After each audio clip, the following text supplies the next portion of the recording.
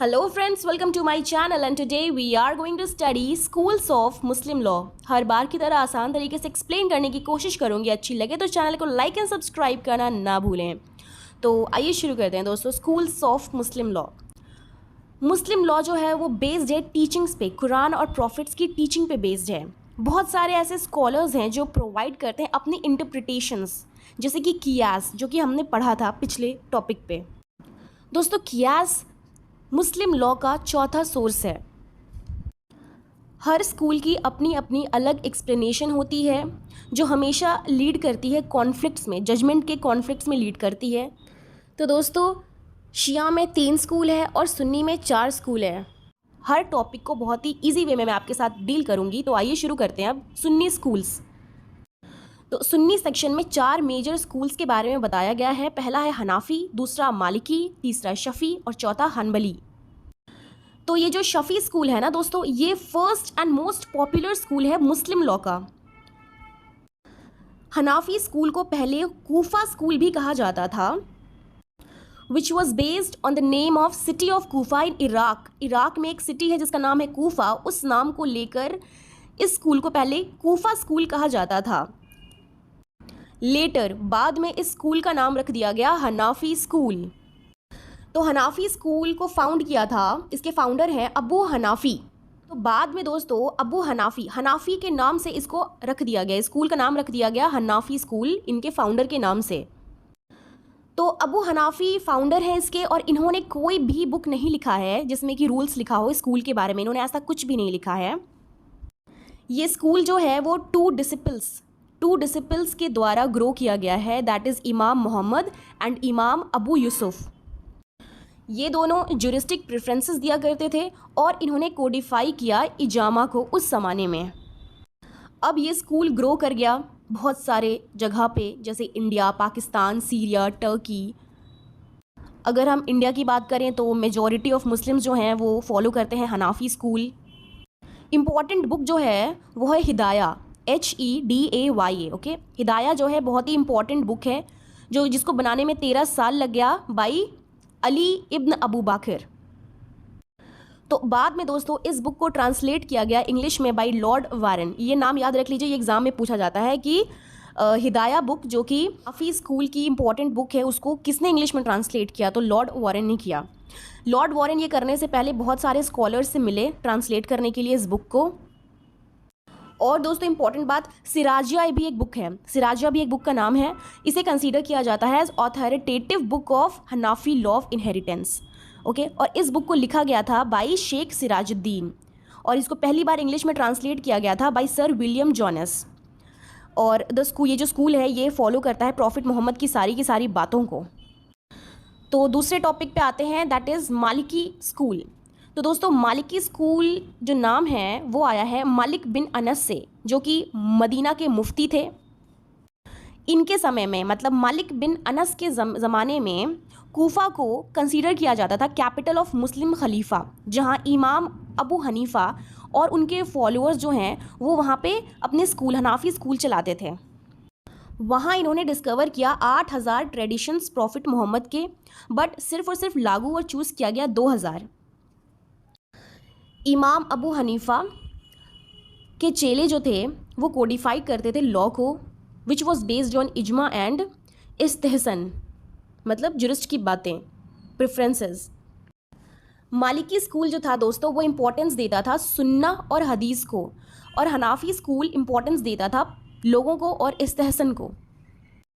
इस्तेहसन का मतलब होता है प्रेफरेंसेस, अच्छी विचार, अच्छी बातें। दोस्तों मालिकी स्कूल बहुत ही रेयरली एक्सेप्ट करता था इजमा, ज़्यादा प्रेफरेंस इजमा को नहीं दिया जाता था इसमें। एज़ पर लॉ यहाँ पे जो लोग थे वो फतवा जारी करते थे दोस्तों, अपने मन से फतवा जारी करते थे, जिसकी वजह से उनको सपोर्ट नहीं मिला मुस्लिम गवर्नमेंट का, और इस वजह से मालिकी स्कूल को ज़्यादा सपोर्ट नहीं मिला लोगों से। इंडिया में इसकी पॉपुलैरिटी बिल्कुल भी नहीं है और फॉलोअर तो बिल्कुल भी नहीं है इंडिया में। लेकिन जब डिसोल्यूशन ऑफ मैरिज एक्ट 1939 आया एग्जिस्टेंस में, तो इसके जो लॉज और प्रोविजंस थे, मतलब मालिकी स्कूल के जो लॉज और प्रोविजंस थे, उसको मतलब प्रेफरेंस मिल रहा था, क्योंकि वो मोर राइट्स दे रहे थे वुमेन को as compare to any other school. अगर वही हम देखें हनाफी स्कूल में, तो हनाफी स्कूल में वुमेंस को उतना प्रिविलेजेस और उतनी फैसिलिटीज़ नहीं मिलती थी। एग्जाम्पल लेते हैं, हनाफी स्कूल में क्या है कि अगर औरत को पता चल जाता है कि उसका हस्बैंड नहीं मिल रहा है या घर से कहीं चला गया है, तो वो दूसरी शादी नहीं कर सकती है। उसको 7 साल इंतज़ार करना पड़ेगा, तब वो दूसरी शादी कर सकती है, तब उसकी मैरिज डिसोल्यूट होगी, तब उसकी मैरिज खारिज हो जाएगी, ठीक है। लेकिन अगर हम मालिकी स्कूल में देखें तो इसमें वुमेन को सिर्फ बोला गया है 2 साल इंतज़ार करने के लिए, मैरिज को ख़त्म करने के लिए। और मालिकी स्कूल का सबसे इम्पॉर्टेंट ऑथोरिटेटिव बुक जो है वो है मुता, पहली बुक है, ये पहली हदीस की किताब है जो इस्लाम में आई, दैट इज़ मुता, और इसको दुनिया भर में हर मुसलमान पढ़ता है। तीसरा स्कूल है हमारा शफ़ी स्कूल। दोस्तों ये स्कूल मिक्सचर है हनाफी और मालिकी स्कूल का। शफ़ी स्कूल को नेम मिला है from Mohammad bin Idris Shafi. So he was a student of Imam Malik. इमाम मलिक के ये चेले थे, स्टूडेंट थे। कौन थे? इमाम मलिक के चेले कौन थे? तो मोहम्मद बिन इदरीस शफ़ी। उसके बाद मोहम्मद बिन इदरीस काम करना शुरू कर दिए चेलों के साथ। किसके चेलों के साथ? तो इमाम अबू हनीफ़ा के चेले के साथ मोहम्मद बिन इदरीस शफ़ी काम करना शुरू कर दिया और चले गए कूफा। वहाँ जाकर ये हनाफी स्कूल और मालिकी स्कूल के थ्योरीज़ और आइडियाज़ को मैच करने लगे, कंक्लूड करने लगे in a very friendly manner.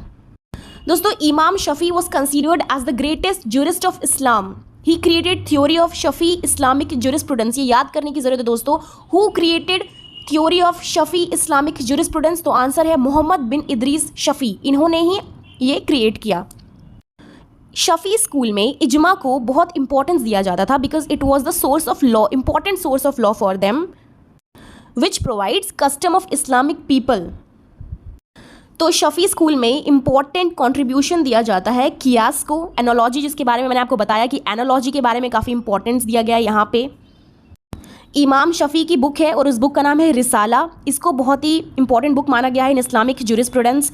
इस बुक में इन्होंने डिस्क्राइब किया है इजमा, कियास, इज्तिहाद मतलब पर्सनल रीजनिंग, इज्तिहाद का मतलब होता है पर्सनल रीजनिंग, इस्तेहसन मतलब ज्यूरिस्ट प्रेफरेंसेस, जो कि मैंने आपको ऊपर बताया है, अच्छी बातें जो होनी चाहिए। इख्तिलाफ, दोस्तों इख्तिलाफ मतलब डिसएग्रीमेंट। और इनकी एक और किताब है और उस किताब का नाम है अल उम, और इस बुक में इन्होंने science of way of life के बारे में बताया है। शफ़ी स्कूल को मानने वाले पाए जाते हैं Egypt, Indonesia, Malaysia, south east Asia और साउथ अरेबिया। चौथी स्कूल है हनबली स्कूल। तो इसके फाउंडर हैं अहमद बिन हनबल, इसी के नाम से हनबली स्कूल फाउंड हुआ है। ये फाउंड किए थे स्कूल को 241 AD में। अहमद बिन हनबल जो है ये चेले थे इमाम शफ़ी के और ये सपोर्ट करते हैं हदीस को। दोस्तों एक इम्पॉर्टेंट बात यहाँ पे ये है कि अहमद बिन हनबल जो है वो स्ट्रांगली अपोज करते हैं इज्तिहाद मेथड को, प्रेफरेंसेस को बिल्कुल इग्नोर करते हैं ये। He introduce the theory of tracing the root of सुन्ना एंड हदीस। तो दोस्तों जब इमाम शफ़ी चले गए बगदाद तब उन्होंने डिक्लेयर किया था कि अहमद बिन हनबल जो हैं ये बेटर ज्यूरिस्ट हैं और जो हनबली स्कूल को फॉलो करते हैं वो फाउंड होते हैं सीरिया में, पैलेस्टीन एंड सऊदी अरेबिया। तो अब हम अपनी दूसरी टॉपिक पढ़ने वाले हैं जो है शिया स्कूल्स। तो अभी तक हमने सुन्नी स्कूल्स के बारे में पढ़ा और अब हम पढ़ने वाले हैं शिया स्कूल्स के बारे में। तो दोस्तों शिया की 3 स्कूल्स हैं, दैट इज़ इतना अशरिया, दूसरा इस्माइलीज़ और तीसरा है जैदी। सबसे ज़्यादा तादाद में शिया मुस्लिम्स पाए जाते हैं ईरान में, लेकिन वहाँ भी अगर देखी जाए तो उनकी उतनी मेजॉरिटी नहीं है, मतलब आबादी नहीं है। दोस्तों इमाम अली को एक्नॉलेज किया गया था फर्स्ट इमाम ऑफ शिया कम्युनिटी। इमाम अली की डेथ के बाद उनके जो 2 बेटे थे इमाम हसन और इमाम हुसैन, उनको सेकंड और थर्ड इमाम बनाया गया। तो उसके बाद हुसैन की डेथ के बाद ज़ैनुल आबदीन जो कि उनके बेटे थे उनको बनाया गया 4th इमाम। दोस्तों ज़ैनुल आबदीन के 2 बेटे हैं ज़ैद और बाकीर। जैसे ज़ैनुल आबदीन की डेथ हो जाती है तो मेजॉरिटी ऑफ जो पीपल होते हैं ना वहाँ पे वो कहते हैं कि बाकीर शुड बी द 5th इमाम, बाकीर को 5th इमाम बनाओ, वो बन जाते हैं।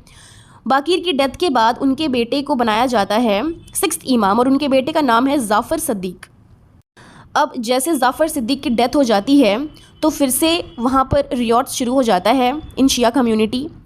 अब जाफ़र सिद्दीक के 2 बेटे होते हैं इस्माइल और मूसा काजिम। तो लोगों ने मूसा काजिम को चुना था एज 7th इमाम। दोस्तों एक इंपॉर्टेंट बात बता देती हूँ कि 6th इमाम जो थे ना जाफ़र सिद्दीक, उन्होंने फाउंड किया शिया स्कूल। दोस्तों शिया कोई भी ट्रेडिशन को फॉलो नहीं करता है, आप अपने स्क्रीन पे देख सकते हैं कि शिया मुस्लिम्स के 12 इमाम्स होते हैं। जैसा कि मैंने बताया कि 3 स्कूल्स होते हैं, इतना अशरिया, इस्माइलीज़ और जैदी। तो आइए पहला से शुरू करते हैं हम, इतना अशरिया। तो दोस्तों जैसे 6th इमाम जाफ़र सद्दीक की डेथ हो जाती है, मेजॉरिटी ऑफ शिया फॉलोअर्स उनके यंगर बेटे मूसा काजिम को इमाम बनाना चाहते हैं। The follower of these schools are found in Iran and Iraq. Ithna Ashariya के जो स्कूल के जो फॉलोअर्स हैं वो फाउंड होते हैं मोस्टली ईरान और इराक में। In India also there is a majority of Shia Muslims, okay, who followed the principle of Ithna Ashariya school. दोस्तों इतना अशरिया में मुता को एक लॉफुल मैरिज कंसीडर किया जाता है। मुता क्या है दोस्तों? ये कॉन्ट्रैक्चुअल मैरिज होता है, कॉन्ट्रैक्ट होता है, एग्रीमेंट होता है मैरिज में, शादी में, कि भाई मैं 1 साल तक हम शादी में रहेंगे, 2 साल तक रहेंगे और 1 साल मतलब 1 साल तक शादी में रहेंगे और मैं तुम्हारा खर्चा उठाऊंगा। ये इसी को कहते हैं मुता सिस्टम। इसके बारे में हम मैरिज एक्ट में आगे चलकर डिस्कस करेंगे। तो जो लोग इतना अशरिया स्कूल को फॉलो करते हैं उनका मानना है कि जो लास्ट इमाम है, दैट इज़ इमाम अली अल महदी, वो डिसअपियर हो गए थे, जो कि जब दुनिया जब ख़त्म होगा तब वो वापस आएंगे। नेक्स्ट टॉपिक है हमारा स्माइली स्कूल। दोस्तों इसमें क्या होता है कि जैसे ही इमाम जाफ़र सद्दीक जो कि 6th इमाम है उनकी डेथ हो जाती है, majority of the people follow his elder son Ismaili. लोग जो हैं इकट्ठा हो जाते हैं और उनके बड़े बेटे इस्माइली को फॉलो करने लगते हैं, तो वो लोग कहला जाते हैं स्माइलीज़। और ये स्कूल मोस्टली चलता है और ओरिजिनेट मोस्टली है इजिप्ट में, और अभी भी वहाँ पर ये फॉलो होता है। According to Ismaili school in India there are 2 groups.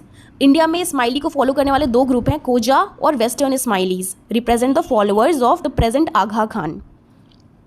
अब आप लोग सोच रहे होंगे कि आगा खान कौन है? तो भाई आगा खान 49th इमाम हैं in the line of prophet and बोहराज।